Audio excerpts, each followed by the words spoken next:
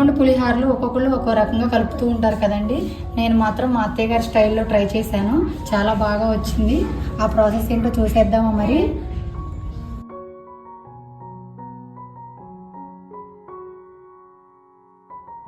ఇక్కడ నేను 300 గ్రామ్స్ చింతపండు తీసుకున్నాను.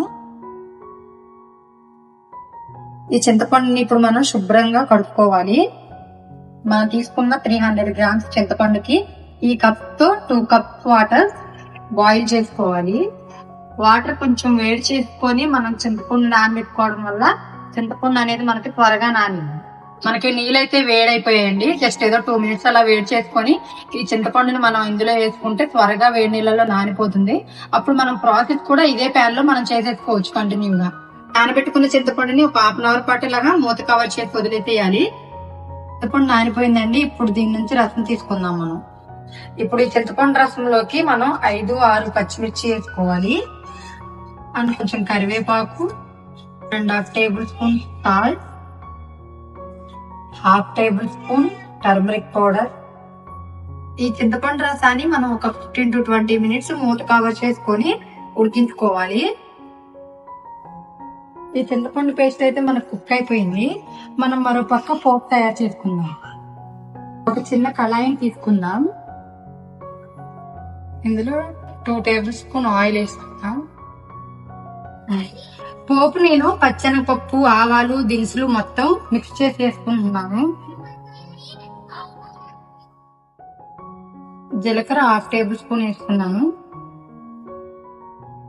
2 లేదా 3 ఎండుమిర్చి,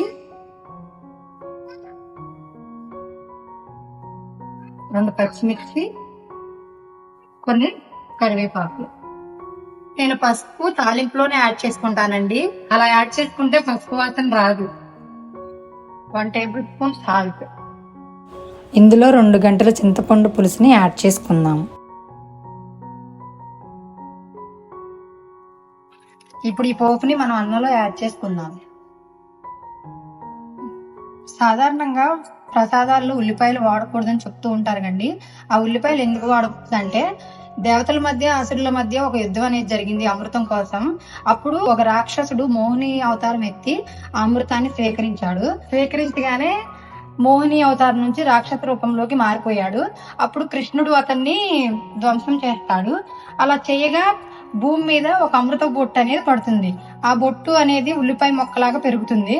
అది రాక్షసుల నుంచి వచ్చింది కాబట్టి ఉల్లిపాయ అనేది ఘాటు ఎక్కువగా ఉంటుంది. అందుకనే దేవుళ్ళకు ప్రసాదంగా చేసేటప్పుడు ఉల్లిపాయని వాడరు. అయ్యప్ప స్వామి మాలేసుకున్న భక్తులకు కూడా ఉల్లిపాయ తినకూడదు అని చెప్తుంటారు కదండి. దానికి కారణం ఇదే. మనం చేసుకున్న ఈ చింతపండు పేస్ట్ ని 15 to 20 డేస్ వరకు కూడా ఫ్రిడ్జ్ లో స్టోర్ చేసుకోవచ్చు పోపు పెట్టుకొని. అట్ ది సేమ్ టైం ఇది 5 నుంచి 6 కేజీల వరకు పులిహోర ఈజీగా కలుపుకోవచ్చు అండి. ఉప్పు మనం అడ్జస్ట్ చేసుకోవడమే. నేనైతే ఈ వరలక్ష్మి వ్రతానికి అమ్మవారికి ఈ చింతపండు పులిహారని నైవేద్యంగా సమర్పించుకుంటున్నాను. మీరు కూడా ఈ చింతపండు పులిహారని తప్పకుండా ట్రై చేయండి. మా వీడియోని మీకు నచ్చినట్లయితే లైక్ చేయండి, షేర్ చేయండి అండ్ సబ్స్క్రైబ్ చేయండి.